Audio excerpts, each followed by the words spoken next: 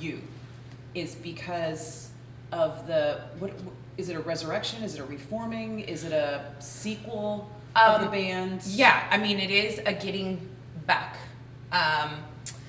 We did end, or whatever, closed the door on it in like 2000, like 10 years ago. 14, Yeah. something like that.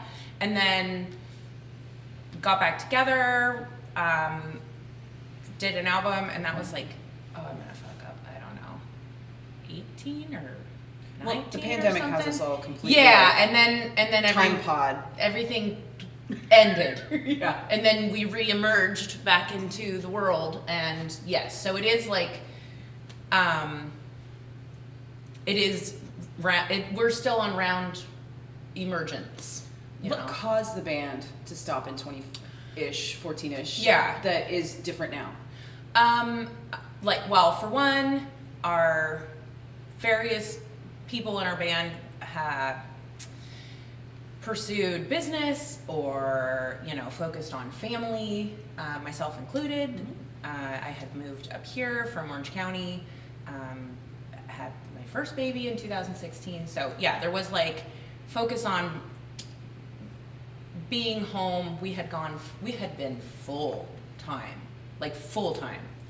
and had never taken more than, I don't know, a few months off or something. Like, just, it felt like, yeah, it was time to hang it up, see what life was like as a, I don't know, real-ish human that doesn't leave all the time, and pursue families and other business, career things. So, and now that we already have those, I mean, I don't want to use the words grow up, but it kind of feels everybody got some adulting in. Very, very much adulting in. Yeah, children and businesses do that. They sure do.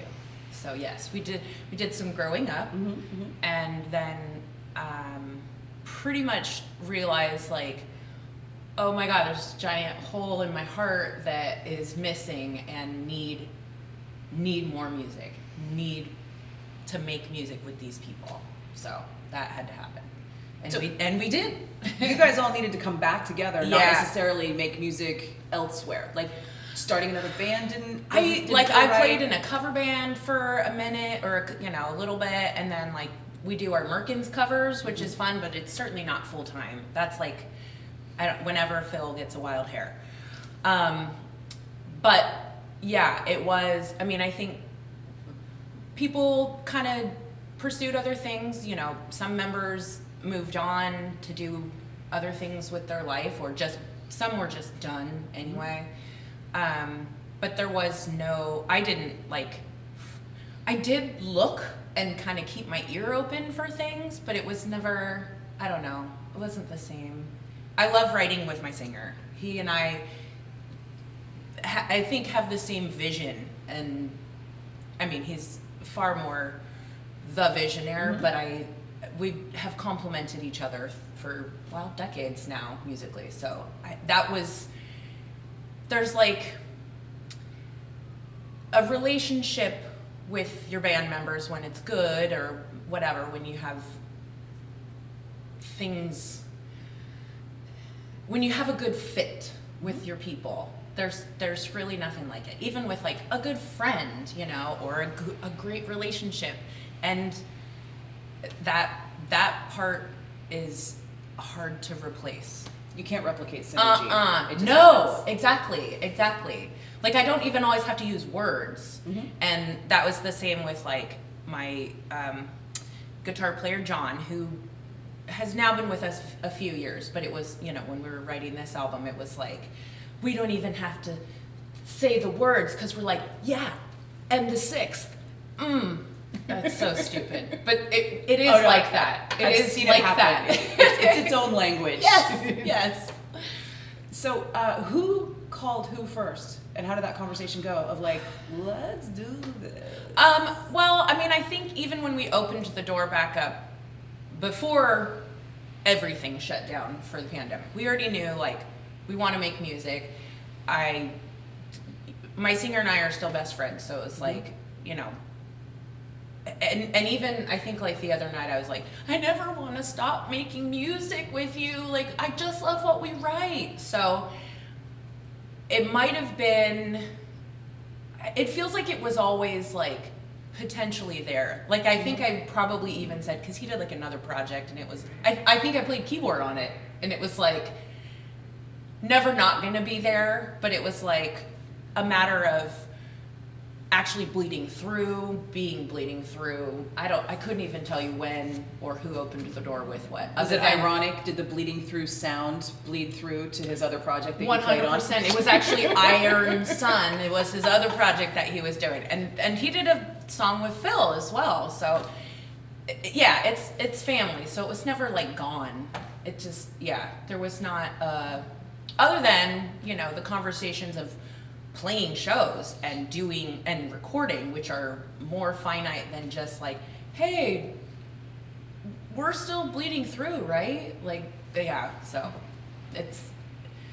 it was always there because it was always family, even though we had to pursue our other actual families for so a you minute. Kind of already reformed and didn't realize it until somebody was like, we're gonna have to make a decision. Are we recording? Are we playing shows? Yeah, well, like for a good handful of years, we were not playing, and I was so sad. It was like, I was so sad.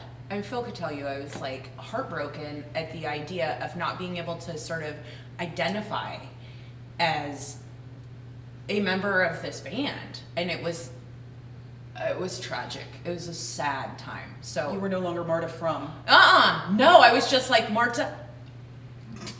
Oh my God. So yeah, I don't know exactly when that door opened back up, but I was happy and never wanted to really close. So it sounds like the new album, the writing was super collaborative. It was quite collaborative. We worked with this guy, Aaron, which was a totally different experience in the sense that dude lives in Brooklyn. And so we met him, but it wasn't like we were writing in the same room. It's the digital age, which is fabulous. And but I did some recordings of myself, of my keyboards, of my vocals in my house. I recorded with our guitar player. So it was more like, yeah, recording in the digital age, which is, especially with like a keyboard, you just plug it in. It's so easy. I mean, not so easy, but it's easy to just post up. You're not chasing a tone No. that has to happen in a certain... No. Yeah. Vocals and drums are a different beast, but even still. So it was a different writing and recording process as far as that goes. Lots of just phone calls, video calls, and also, though, like, I tend to... sort of be some of the, like vocals and keyboard are the last things to go, and but then that can sort of change structure at times as well. So sometimes it'll be like, and that's the wizardry of Aaron that produced us, was like, you know, maybe I'd write this part for this section of a song, and then it would end up again, even though I hadn't done it, because it's like, oh, it's so good, let's put it back in there or something like that. So, and he copy pasted it in Pro Tools. Oh yeah, but it's so, there's so much. I'm trying to learn more Pro Tools, but it is a science that I'm still in elementary school. So I learned Pro Tools when it first came out, and I still feel like No, I'm in yeah. elementary school. It's and even just like on our home computer versus like I was recording on my laptop, and I'm like, where's the shortcut, because I don't have a 9-key thing and I can't even see the whole screen. It was, yeah. So there's always learning curves because there's always different situations or updates. So we'll see. I think that's actually one of the best descriptions I've heard, though, of what an album producer does. Wizardry. Right, yeah. Most people have no idea. They're like, album producers, it's the guy. Literally every time I listen to this new album, I'm all, God, he's a wizard. Oh my God, he's a wizard. Because seeing a band live is fabulous, but you're also like in the moment. Even like rehearing a recording, you know, when someone's like, yay, you know, you listen, you're like, okay, it's just everything is for the most part. Yeah. But that's what makes an album so much an art is when they can find the space for every little thing to go, and what's the best way to present all of these layers. So wizardry. And in theory, nowadays people aren't listening to it with any ambient sound. It's not like you said that of the crowd and everything. It's earbuds for everyone. Well, and even just like I remember years ago, and maybe you've heard this too, like if you can play it on like a shitty boom box and it sounds good, you know, put on some dope headphones or like get in a nice, you know, car audio system and it's gonna sound like magic. So the test of the like shitty boom box, if it passes the shitty boom box test, you're golden.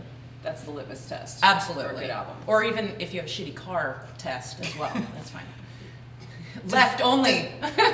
I was gonna say, how do people play music in their cars anymore? It all has to your car gets plugged into your phone, so the album has to be uploadable to your phone. And yes, all of the above. And if it's streaming, then you're just like losing that quality. I mean, even radio versus phone, you know, plugged in versus Bluetooth. Yeah, it's crazy. Oh, it's crazy. For radio, the over-air feed is completely different than the app feed. Yes, I believe it. And people are listening on app that have never heard the radio station on the air. They've only ever heard it on their phone. It's very different. It's a new world. Oh yeah. So the album, which I believe we're dropping this on Valentine's Day. Yes. So the album out today. Tell us about it. Okay. Is it thematic? Is it a collection? It is called 9. It is our 9th album, which is crazy because I've been on a lot of them, but that's a lot of albums. It is. It isn't necessarily thematic. It's always dark. So I guess that could always be a theme. And it was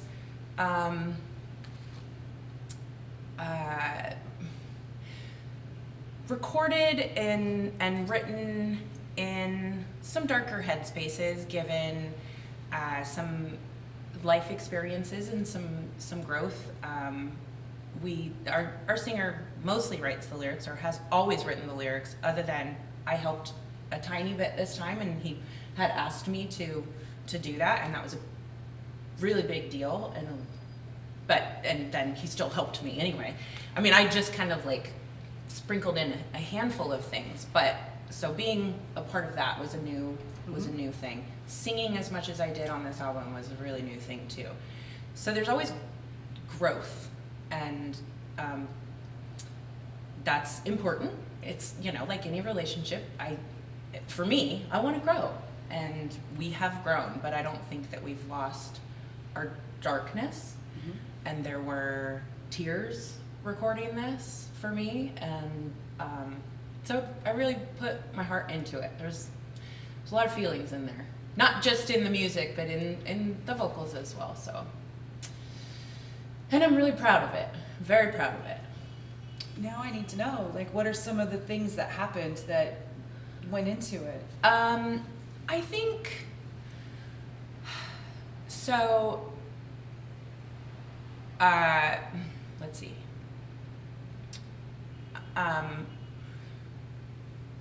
I wish I was better at taking criticism.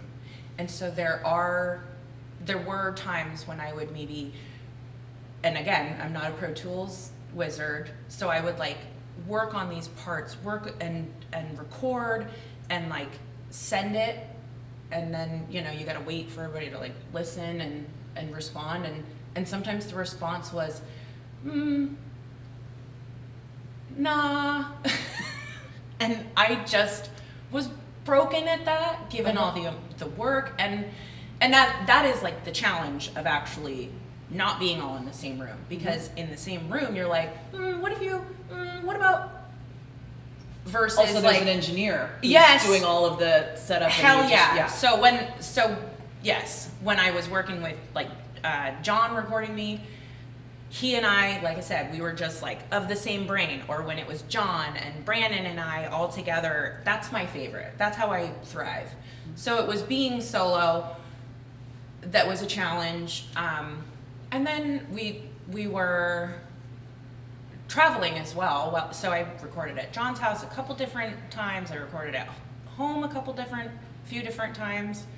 And then we went to Japan and Australia, and I had to finish keys and vocals on the road, which is fine because I'm with my people. That's like better in that aspect because I want that collaborative interaction so badly.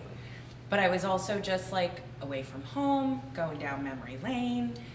It was raining. It was, I was in a dark mental place, but it helped, evoke the darkness. So, yeah.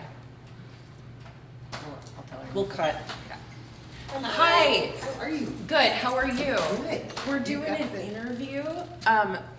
So whatever. I'm just you. It all What do we looks have, 20 amazing. minutes? So yeah. Oh, we got about 20 minutes. So we'll just move from Yeah. the recording process. No problem. Is there a specific song you want to talk about that's going first? Or do you want me to start talking about live shows? No, whatever. We're just yeah. I mean, we have. Let's see. We have. I think our last. No, maybe Wartime. No, I don't know what.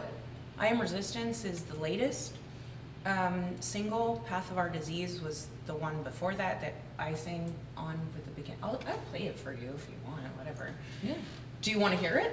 Or do you We want gotta finish this Yeah, so that's you can fine. open. Yeah. And That's then fine. you can play it for Yes, me. yes. I will Okay. play it for you. And back in. All right, cool.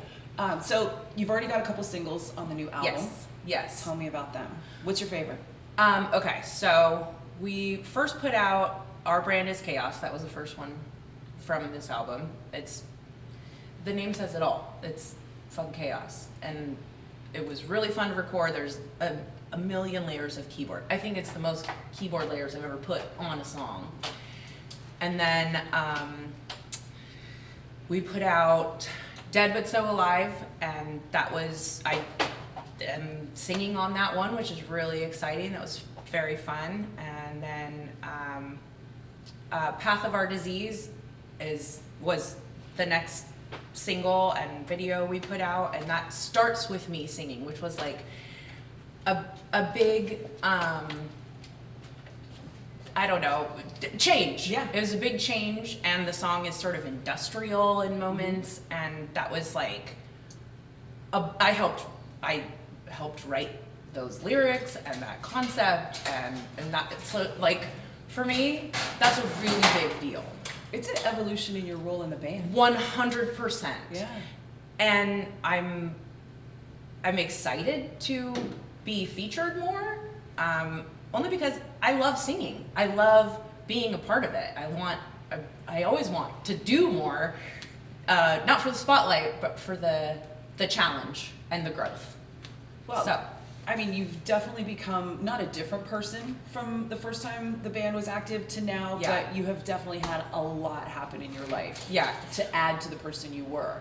very much so. And now it sounds like that's reflected in the band going forward. Yes, very much so. I think, when I first joined, even just like Bleeding Through was formed and always wanted keyboard. That was like, whatever. That was always the plan. There was a previous keyboard player, and the keys were sort of there, sometimes more minimal, but I always want to play more. So that was always like, that's always my goal, and it just, I'm a slow grow. So, and now here we are. And the album out today, 9. Yes. Is there another single coming from it? Well, I Am Resistance was the latest one to come out. I don't know. Maybe. We'll see. Yeah. There's certainly more songs that could be. So I got to see you in San Diego. yes. Not Anaheim. Oh my god. I tried. Oh my God. There was a thing. But it was fantastic. Thank you. And you guys were great. Thank and you. It was so fun. And I'm assuming, but you tell me, was that like dipping the toe in the live action for the new music? And is there a tour coming? So we'll see. I don't know about full tour. There are some shows on the horizon. We did play quite a few shows last year, but it's kind of we've done it now. Like we did always play like Orange County home type shows to keep playing, and that's our home. So was that the new style of touring for Bleeding Through, and not like a precursor to a tour that's going to come in in the traditional form? Sure. I think full-time touring for Bleeding Through is still not there. But we have done some chunks, and that's kind of what we're capable of swinging at this point. So the precursor, we'll see. I think we're more a pick and choose situation. So the stuff that you know is coming, is it festival? Is it package? There will be festivals. Okay. There will be some package. Yes. U.S., Europe. Hopefully some Central and Central and South America. Okay. Potentially on the horizon, but that's sometimes in the form of. That's a big leap. Yeah. We'll see. You're like a little Orange County and Central and South America. Yeah. But some festivals for sure. So, and I think, Phil and I usually have to we kind of work on a little bit of a first dibs situation, although he's way more full-time, but yeah. Literally it's like, when are you not available? Phil, when am I not available?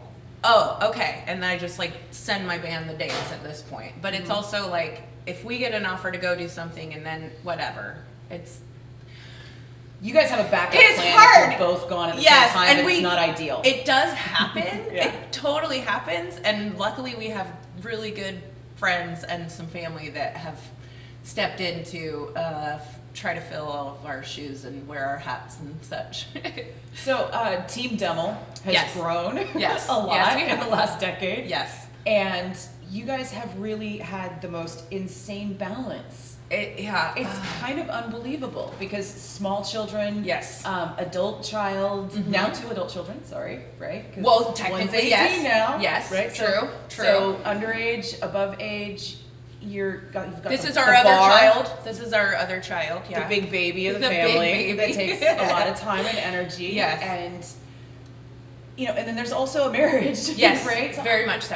When I asked Phil, he was like, "We have a whiteboard that balances it all." And I'm I feel like if I ask Marta, there's a little more to it than that. We use our calendars in our phone, thank God, because there's lots every day. But it is a balance, and it's not always perfect, and sometimes it's real messy, and sometimes we fall apart, but we do prioritize each other, and that's, I think, where we would incur any strength, or where we find it is he and I are strong and work together. It feels like there's nothing we can't do, so we just keep taking things on.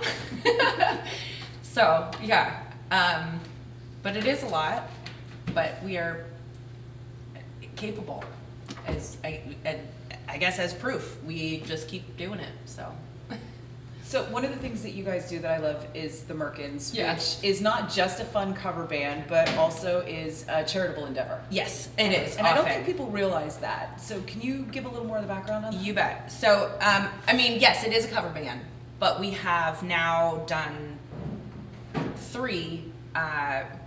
When we usually do a couple shows a year. Once here because it's just smaller and fun, and this is our giant living room, not so giant living room. And then around the holidays, we do a bigger Merkins production at a bigger space, and that is the charity, and it is a lot of work. I'm in charge of the bar at this event, and Phil Wizards, that's the word of the day, oh my God, he's like Neo with the Matrix, like 100 musicians and 100 songs, and then he just is, like the old circuit. I can't fucking think he just of the plugs word. it in. Oh my God. Yeah. Seeing him work on that is something to marvel at. Or like that Tom Cruise movie where he's like this. Oh my God, totally. Or The Beautiful Mind. Yes, it is. It is. So it's definitely a bigger deal, and we never know what quite will be the recipient of the charity, because sadly something always comes along that is necessary. So, but it is, regardless of the heaviness that sometimes surrounds what we are looking to benefit, it is a very fun show, and that is the point. So, and the Merkins Christmas benefit sells out every year. Every year. Yes. So I almost feel like we're not really advertising it. We're just saying that if you think you want to go, just immediately buy open your tickets ears. as soon as you can. Whenever that happens. To get in. It is so fun, though. It is. And yeah, it's like a giant party, a giant holiday party for a good cause. So the Merkins shows that happen here at the Back Lounge in Dublin, sporadic. Still, kind of, because of the scheduling between the two of you. Yeah, and actually Phil just let me know, like, maybe we'll be able to do this one weekend because he's home, and I'm like, I don't know if I am. We'll see. But because we've done like some 4th of July shows, which is fun. Like, because we can open up the back and I know let for a people. fact he's busy on 4th of July. Yes, so we are not doing the 4th of July this year. So we were talking that Black Sabbath show. Yeah, well, is he? Oh no, he's not. That's Slayer, so it's not going to be Carrie King. Oh wow, I totally spaced. God, you guys should totally go to that. Yeah, no problem. Anyone want to watch my kids? There you go. I don't know. We'll see but I think he is potentially got stuff going on anyway. Maybe with Category 7. I don't remember. I can't remember. Yeah, you don't have to. There's a whiteboard. It's in the calendar. Did you add that to the calendar, babe? No. Okay, you need to put it in the calendar. Yeah. I think it's great that you guys are such a huge part of the community here in the Bay Area, and you've got a charitable contribution, and then I think Phil said there's a Taco Tuesday truck that is also part of the charitable contribution that happens here. We're a Taco Tuesday group. We're just there's like a few of us. We are the nonprofit, just a handful of us. So when it comes to like the organizing and the this and that, That's the name of the group. Get our Taco Tuesday group together and do this. Yeah, or like our not like an actual Tuesday thing that you guys did. Oh, we still get together on Tuesdays. We were just together a couple days ago. So it's more like just our friends. But then when we decided, okay, we need to become a 504, whatever. Thank you. And our name is long. It's Taco Tuesday Crew Gives Back, so TTCGB. And when we have to like access the bank account or fill things in, they're like, what is that called? Yeah. Taco Tuesday Crew Gives Back. There Excellent. you go. So there you go. Wow. Okay, I guess going forward, album out today, 9, bleeding through. Will be some dates coming. Yes. Not sure yet. Correct. And everything, just take it as it comes. Yes. I mean, we are doing, it's already sold out, but we are doing kind of an album release.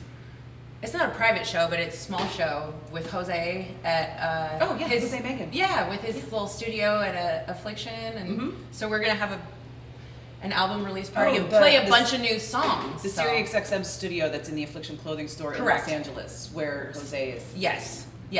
So we're doing a little show there, which will be really fun. Playing a bunch of new songs and some that we have not played. So have practice. I've been practicing. Thoughts on streaming that?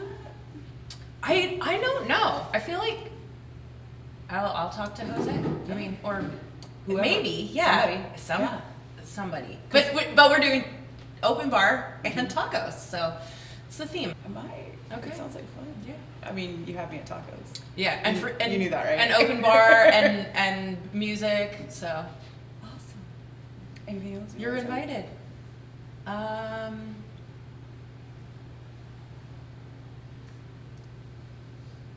I feel good. Me too. Cool. It's good because the back lounge in Dublin's about to open. Come on down. We're gonna get a drink.